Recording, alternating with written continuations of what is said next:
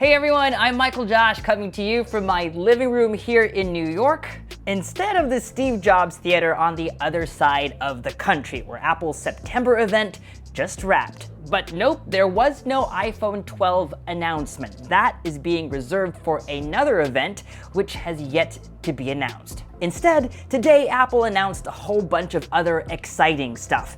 2 new iPads and 2 new Apple Watches. We'll be releasing videos on all these announcements real soon, but in the meantime, let's take a closer look at all of these new announcements. If you're new here, consider subscribing and help us reach our next milestone. We make videos about all the exciting announcements in the tech world and help you find the right device to match your needs.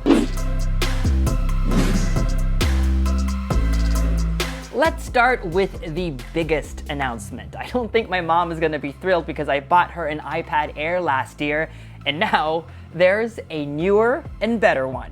This update brings the iPad Air closer to the iPad Pro line. In fact, it resembles my beloved iPad Pro with flat sides. But it comes in a host of colors: sky blue, green, rose gold, alongside old favorites space gray and silver. This new iPad Air, now on its 4th generation, is powered by Apple's A14 Bionic chip, a powerful 5nm processor that will also power the next generations of iPhones coming soon. Apple is promising 40% faster CPU performance and 30% faster graphics than on last year's iPad Air.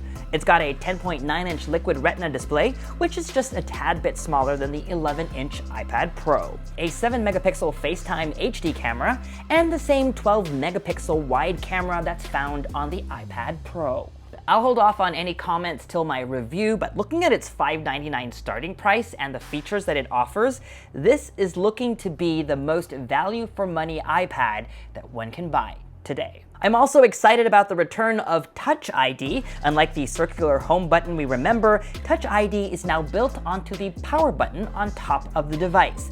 The iPad Air won't come with Face ID like on the iPad Pro, but what I'm most curious about and what I'm secretly hoping for is that they add this feature to the iPhone 12 so that we can securely and quickly unlock our iPhones even with masks on. Other highlights include a USB-C port instead of a Lightning connector, stereo speakers, Wi-Fi 6, and support for the Apple Pencil 2 and Magic Keyboard. The new iPad Air starts at $599 for the 64GB Wi-Fi model and goes all the way up to $879 for the 256GB Wi-Fi plus cellular variant. It will be available sometime this fall. Apple also updated the iPad. On the outside, it looks pretty much like the previous generation. It still comes with a 10.2-inch Retina display, stereo speakers, and an 8-megapixel wide-angle camera, plus support for the 1st generation Apple Pencil and full-size Smart Keyboard. But the upgrade that matters more is what's on the inside. A massive bump in processing power from 2016's A10 Fusion chip to the more recent A12 Bionic chip, the same one found in last year's iPad Air. The chip delivers 40% faster performance and twice the graphics capability, which Apple claims makes the entry-level iPad up to 2 times faster than the top-selling Windows laptop, up to 3 times faster than the top-selling Android tablet, and up to 6 times faster than the top-selling Chromebook. The shade. The new iPad starts at $329 for the 32GB Wi-Fi model and $459 for the Wi-Fi plus cellular model. With an educational discount, you can get it at just $299. It comes in space gray, silver, and gold. You can pre-order today. It's available in store on Friday.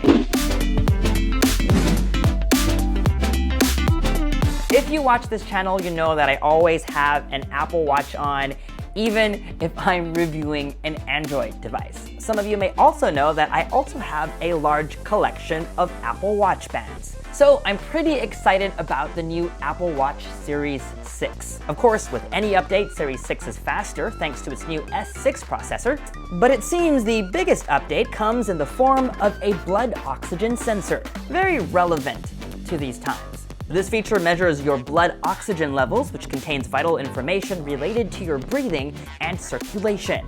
I've actually recently bought a portable one that goes on my fingers upon the recommendation of my dad, who's a doctor. He says it's a good device to have around because it can warn for early signs of a respiratory disease. The built-in altimeter in the Series 6 and the always-on display work together so you can now display your elevation in real time when you're on a climb.